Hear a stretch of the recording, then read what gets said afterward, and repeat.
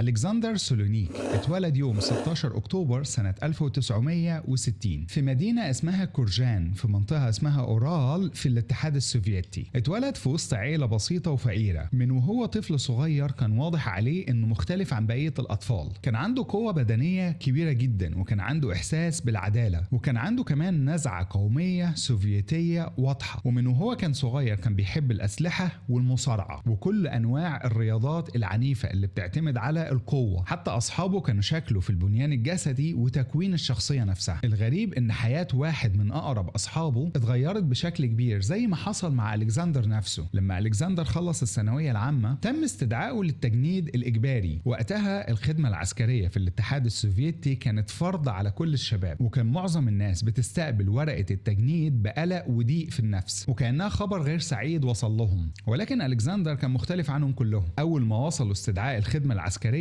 كان طاير من الفرح، وابتدى يلم هدومه كأنه كان مستني اللحظة دي من زمان علشان يبتدي حياته العسكرية. بعد ما التحق بالخدمة العسكرية ألكسندر تم توزيعه على وحدة دبابات، وبعد كده أرسلوه ضمن القوات السوفيتية لألمانيا الشرقية، وده كان حسب السجلات الرسمية المكتوبة. ولكن من هنا بتبتدي الروايات الغامضة. في ناس بتقول إن شغله في وحدة الدبابات ما كانش فقط غير غطاء، وإن الحقيقة إنه كان شغال مع المخابرات السوفيتية. وطبقا للروايات اللي بتتقال دي